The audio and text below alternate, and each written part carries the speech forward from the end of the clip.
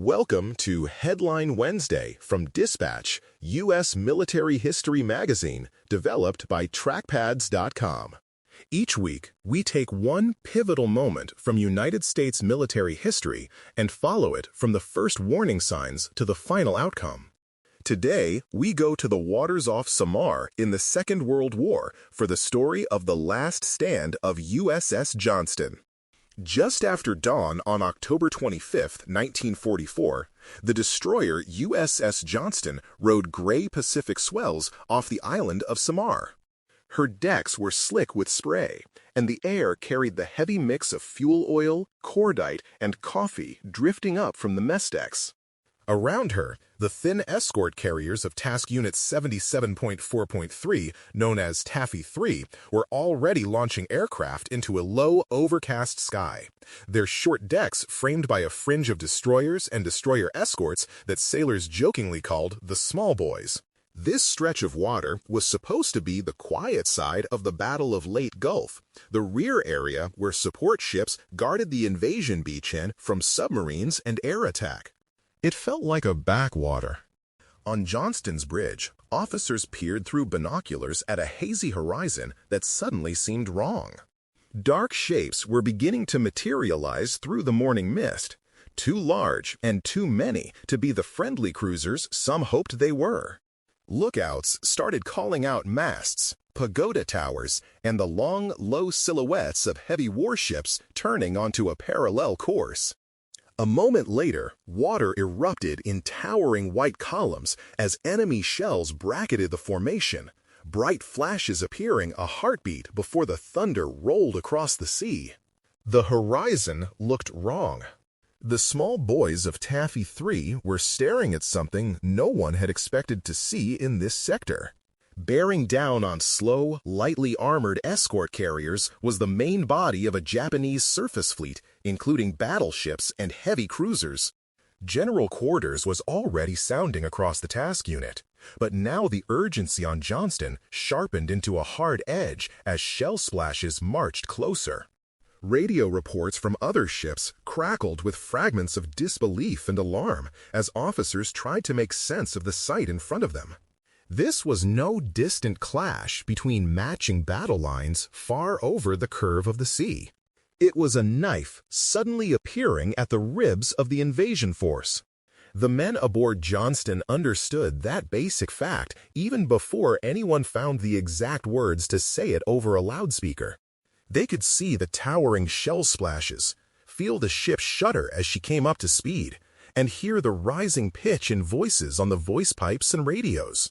This was not the kind of surface action the escort carriers and their thin screen had been built to fight. It was an emergency that had come to the supposedly safe side of the battlefield without warning. They sensed the danger. To understand what was at stake off Samar that morning, it helps to pull back from Johnston's spray-soaked decks to the wider map of the Pacific in late 1944.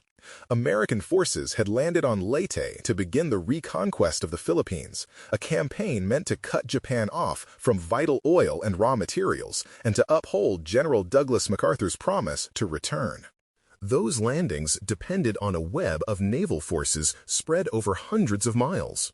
Fast carriers and battleships ranged far to the north.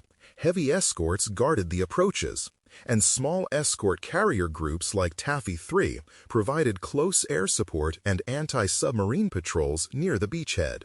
Leyte was a hinge. These escort carrier groups were often called jeep carriers, and everyone involved understood their limitations. They were never meant to stand in front of a major battle fleet. They were thin-skinned, slow, and lightly armed. On paper, heavier covering forces and battleships were supposed to intercept any powerful surface thrust long before it reached the waters east of Samar. The jeep carriers were supposed to launch aircraft, hunt submarines, and serve as floating airfields for the soldiers pushing inland. They were never meant to duel battleships. Japanese planners saw the same map and reached for a bold answer. If they could smash the ships supporting the Leyte landings, they might not only destroy transports and carriers, but also throw the entire Philippine campaign into chaos. The force that appeared off Samar that morning was the so-called Center Force, a collection of battleships, heavy cruisers, and destroyers that had slipped through a gauntlet of submarines and air attacks. It had already been mauled but not destroyed, and now it had found a gap where the most powerful American surface units were absent, drawn north by a carrier decoy force. That gap was lethal. Instead of running into the armored spearhead of the United States Third Fleet, the Center Force burst into the screen of small carriers and their handful of escorts. For Taffy 3, that mismatch translated into brutal arithmetic that every captain could feel in his bones. The escort carriers could not outrun battleships for long, and their few 5-inch guns and thin armor offered almost no protection against 14-inch and 16-inch shells. The destroyers and destroyer escorts were fast and aggressive, but they carried only light guns and a single bank of torpedoes. Everything behind them depended on it. If this improvised shield failed, the road to the transport area and the Leyte anchorage would stand wide open. Thousands of soldiers, tons of equipment, and the fragile beginnings of an air and supply network ashore depended on those slow, vulnerable ships staying afloat just a little longer. The invasion could not afford to have its arteries cut by battleship fire from the sea. That is why, when Johnston and her fellow small boys began to turn toward the enemy instead of away, the choice mattered far beyond the horizon they could see. Their next moves would help decide whether Leyte was a foothold or a disaster. The picture off Samar only makes sense when you zoom out from the destroyer's bridge to the wider campaign. Earlier in October 1944, Japanese planners had launched a complicated operation to smash the Leyte landings with a three-pronged naval attack. One force of carriers moved north as bait, intended to lure the fast American carrier groups away. Two powerful surface groups, including the Center Force that would later appear off Samar, threaded through constricted seas in the hope of slipping behind the invasion armada. Along the way, submarines and carrier aircraft tore into those columns, sinking the giant battleship Musashi and damaging other ships. To many eyes, it looked as if the danger had been blunted. Reports flowed back that enemy fleets were retreating or destroyed, and those messages shaped the decisions higher commanders made. At the top level, American leaders believed the main crisis would unfold where their fast carriers could reach the enemy bait force. The heavy carriers and battleships surged north to finish what they thought was the last of Japan's carrier strength. In doing so, they shifted far away from the San Bernardino Strait, the gap through which the Center Force could emerge into the Philippine Sea. On their charts, that strait was supposed to be covered. In reality, the shield was much thinner than anyone intended. Closer to Leyte, escort carrier groups like Taffy 3 focused on their assigned jobs. Their mission was direct support of the landings, flying close air support and patrolling for submarines near the beaches.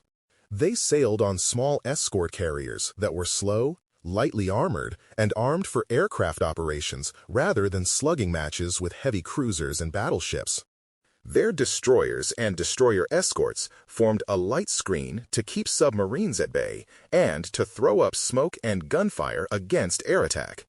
On paper, those light forces would never be the primary wall between a major battle fleet and an invasion armada. Heavier covering forces were supposed to block any serious surface thrust long before it reached Samar's waters. But paper plans and real seas rarely match. Communications between fleets and task forces were imperfect, and key assumptions went unchallenged.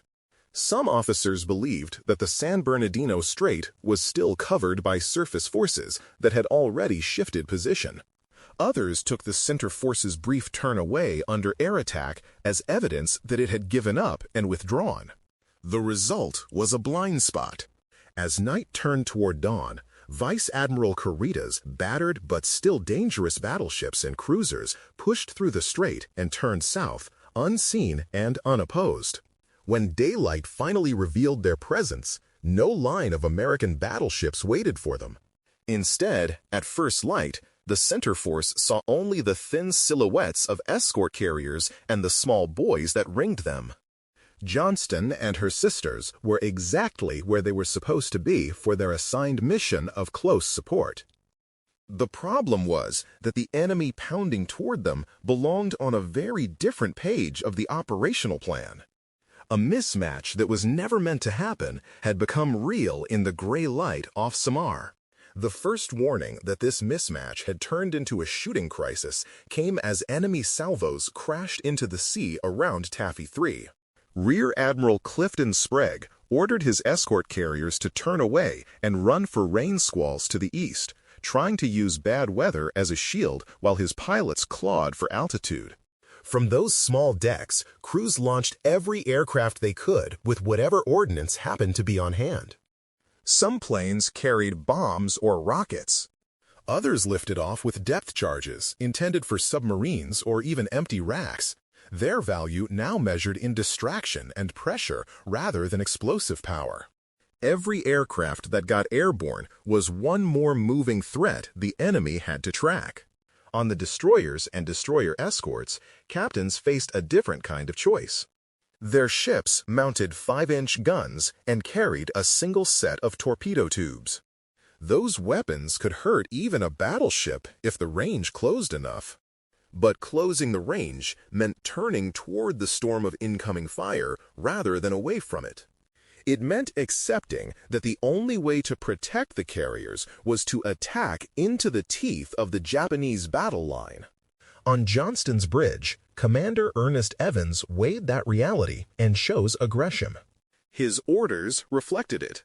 Evans directed his crew to lay a thick smokescreen to hide the fleeing carriers, then swung Johnston out of that protective cloud and drove straight toward the approaching battle line at high speed.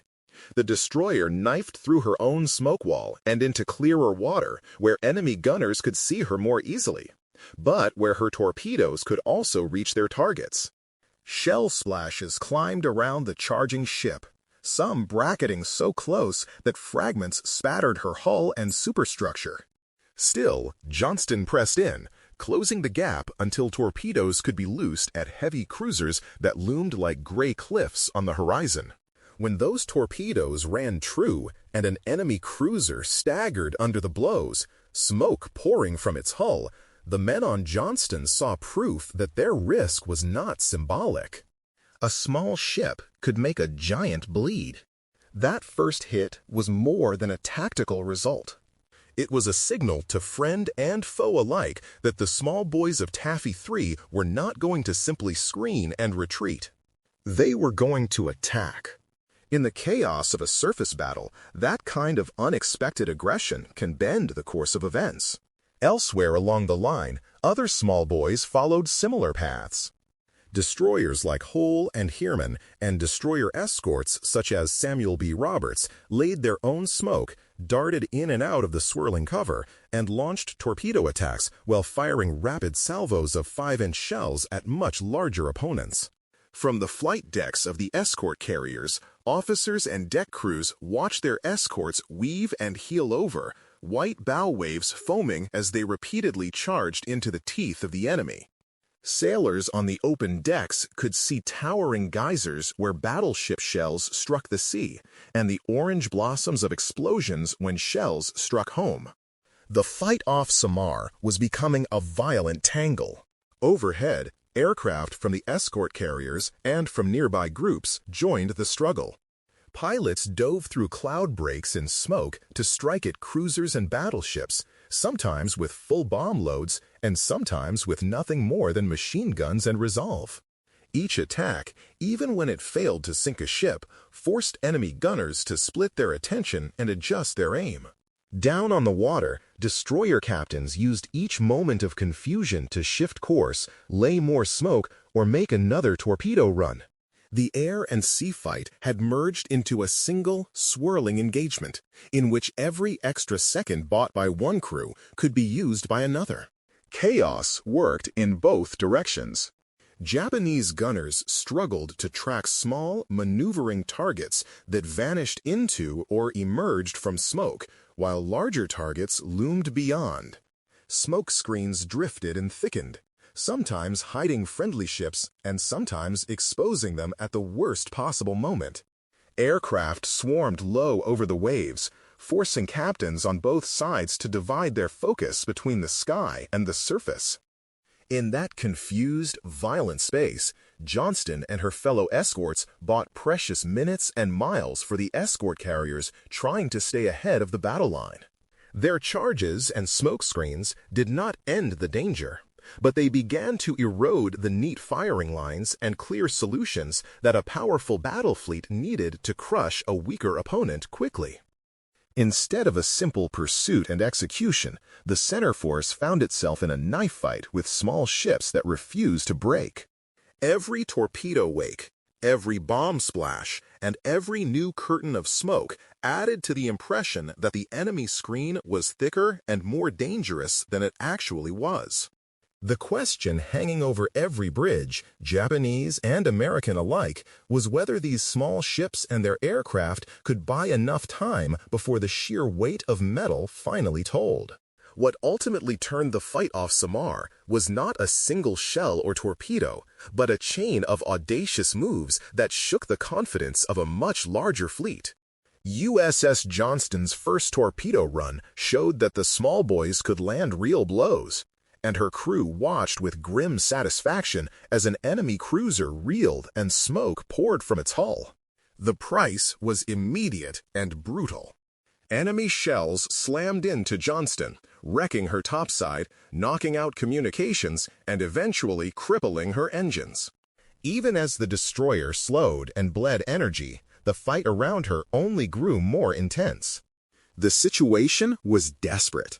Commander Ernest Evans refused to treat Johnston as a spent force. Using what maneuverability remained, he kept his damaged ship between the escort carriers and the closing cruisers and destroyers whenever he could, turning her battered hull into a moving shield. Gun crews shifted to manual control where power was gone, working in smoke and splinters to keep their 5-inch mounts firing. Wounded men stayed at their stations, passing ammunition, relaying orders, or calling out splashes even as the ship shuddered under fresh hits. Johnston was no longer a sleek, fast destroyer. She was a wounded animal that kept turning back toward the threat. Those attacks, multiplied by similar charges from Hoel, Heermann, and Samuel B. Roberts, created an illusion of greater strength than actually existed. Thick smoke hid exact numbers, and constant torpedo wakes convinced Japanese commanders that they were facing a screen of fleet destroyers backed by heavier ships just beyond the haze. Every new plume of water, every sudden flash on the horizon, hinted at more weapons than were really there. From a distance, the small boys looked like the front edge of a much larger force. That impression mattered. Overhead, waves of carrier planes harried the battle line. Pilots dove in with bombs, rockets, or whatever ordnance they had left, then returned to strafe with guns when their racks were empty. Many made repeated attacks with no bombs at all, counting on noise, flashes, and splinters to add to the pressure on already hard-pressed gunners. Each run forced enemy ships to swing their guns skyward, throw up bursts of anti-aircraft fire, and maneuver in ways that spoiled their aim at the carriers. On the Japanese side, fragmentary reports of torpedo hits, air attacks, and burning cruisers began to add up. It started to feel like a trap. In that atmosphere of uncertainty, the raw advantage of battleships and heavy guns no longer felt absolute. Admirals studying radar returns and hurried visual reports struggled to reconcile what they had expected to find with the chaos in front of them. If they pressed on, they might stumble into what they believed to be the main American carrier groups or a waiting battleship line. If they broke off, they would walk away from a rare chance to strike at the heart of the invasion force. The cumulative effect of Johnston's first charge, the torpedo attacks of her sisters, and the relentless harassment from the air tilted that decision. Instead of rolling over Taffy 3 in a clean, crushing sweep, the center force began to falter, maneuver, and then turn away from the very escort carriers it had nearly overwhelmed. By the time the guns finally fell silent off Samar, the sea was a gray field of oil slicks, wreckage, and survivors clinging to rafts. USS Johnston was gone, broken under repeated hits, and left to slide beneath the waves after a fight in which many of her guns were fired by hand and wounded men had refused to leave their posts. Other escorts and at least one carrier also went down, carrying hundreds of sailors with them into the deep. Yet the escort carriers that formed the core of Taffy 3 survived as a group. The invasion shipping at Leyte remained untouched by battleship shells, and the lifeline to the beachhead stayed open. From the surviving decks, aircraft continued to fly to support the soldiers ashore, even as damage control teams fought fires and patched holes. In strictly tactical terms, a small, outgunned force had been mauled, but had achieved its most important mission. It had protected the slow, vulnerable heart of the campaign long enough for that heart to keep beating. The cost was heavy and personal for every ship and squadron involved. The outcome was decisive for the larger battle. In the months that followed, the United States Navy searched the wreckage of the engagement for meaning as well as for bodies. Official histories and after-action reports examined how communications, assumptions, and deployments had left a narrow door open at San Bernardino Strait in the first place. At the same time, those documents recorded in careful detail the behavior of the small boys that had stood in that doorway when larger ships were elsewhere. Taffy 3 received a Presidential Unit citation for its stand. Commander Ernest Evans of Johnston was posthumously awarded the Medal of Honor for leading his destroyer into action against overwhelming odds, and the names of his ship and her crew entered the shared memory of destroyer sailors for generations. The legacy of Samar is more than an uplifting story about courage under fire. It is a case study in how initiative at the lowest practical level can alter an enemy's perception and decision-making when the odds look fixed. It underscores how air power, even from small decks, can complicate the life of a surface fleet in ways that pure tonnage cannot measure. It shows how smoke, maneuver, and aggressive use of torpedoes can stretch the value of light forces far beyond what their specifications suggest. Those are hard-earned lessons. For students of naval history, staff ride groups, and museum visitors standing before a model of Johnston or a painting of Taffy 3, the lesson remains stark. On some mornings at sea, the thin gray line between disaster and survival is made up of ships and crews who know they are outgunned but turn toward the threat anyway. Their decisions ripple outward through time, shaping campaigns and memories long after their hulls have rusted away on the ocean floor. Listening to their story is one way to keep that thin gray line in view. Sharing it keeps their example alive. You can hear narrated Headline Wednesday features through the Dispatch audio editions and find more conversation and daily facts in the United States Military History Group on LinkedIn. Headline Wednesday is developed by trackpads.com as part of Dispatch U.S. Military History Magazine.